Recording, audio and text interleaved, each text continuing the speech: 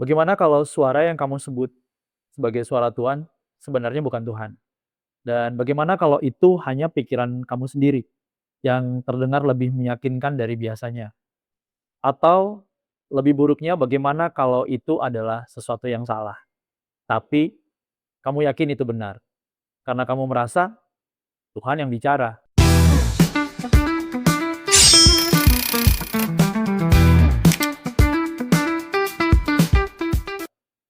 Selamat datang di Yang Nggak Boleh Ditanya.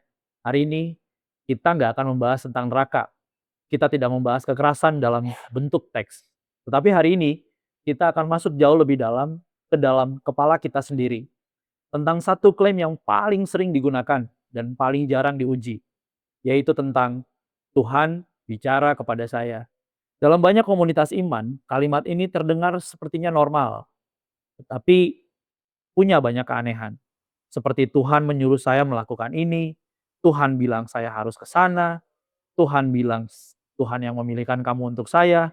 Tapi mari kita jujur, kalimat itu sebenarnya tidak bisa diverifikasi, tidak bisa diuji di laboratorium, bahkan tidak bisa dikonfirmasi oleh orang lain. Tetapi anehnya, seringkali menghasilkan keputusan yang sangat berbeda. Satu orang berkata Tuhan menyuruhnya menikah, tetapi yang lain berkata Tuhan menyuruhnya untuk menolak pernikahan. Jadi sebenarnya, apakah Tuhan yang berubah?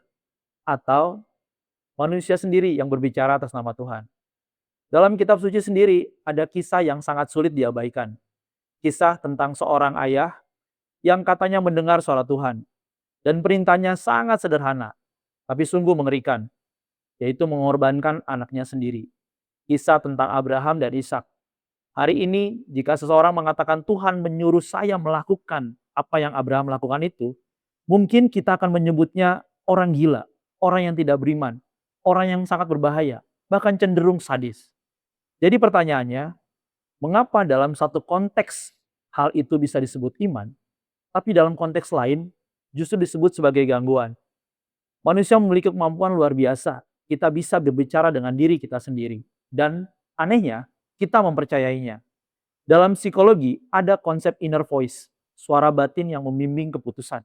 Kadang rasional, kadang emosional, kadang sangat meyakinkan. Tambahkan keyakinan religius ke dalamnya, dan suara itu bisa terasa seperti otoritas tertinggi. Pertanyaannya bukan apakah suara itu ada. Pertanyaannya, siapa yang berbicara? Dalam tradisi kekristenan, klaim suara Tuhan tidak pernah dibiarkan liar. Ada pengujiannya. Apakah suara itu sesuai dengan ajaran utama? Apakah suara itu menghasilkan kasih atau kerusakan? Apakah dikonfirmasi oleh komunitas? Bahkan, Yesus sendiri mengatakan bahwa pohon dikenal dari buahnya. Artinya, bukan hanya suara itu yang penting, tapi dampaknya. Karena suara yang mengarah pada kebencian, kekerasan, manipulasi, patut dipertanyakan. Tidak peduli seberapa rohani kedengarannya, disinilah semuanya menjadi tidak nyaman. Kalau kita tidak bisa sepenuhnya yakin bahwa kita mendengar Tuhan, lalu apa dasar keputusan kita? Apakah iman berarti kepastian, atau justru berjalan dalam ketidakpastian? Dan yang paling mengganggu, berapa banyak keputusan dalam hidup kita yang kita klaim berasal dari Tuhan, padahal sebenarnya justru berasal dari diri kita sendiri. Mungkin iman bukan tentang selalu benar, tetapi tentang cukup rendah hati untuk mengetahui bahwa kita ternyata bisa salah. Dan mungkin pertanyaan yang paling jujur, bukan apakah Tuhan bicara pada saya, tapi apakah saya cukup jujur untuk menguji apa yang saya dengar. Sekarang, saya bertanya kepada kamu, pernahkah kamu merasa Tuhan berbicara, tapi kemudian kamu ragu? Itu suara Tuhan atau suara kamu sendiri? Tulis di komentar, dan berikutnya kita akan masuk ke pertanyaan yang lebih berbahaya. Bagaimana kalau iman itu justru bisa dimanipulasi oleh manusia lain?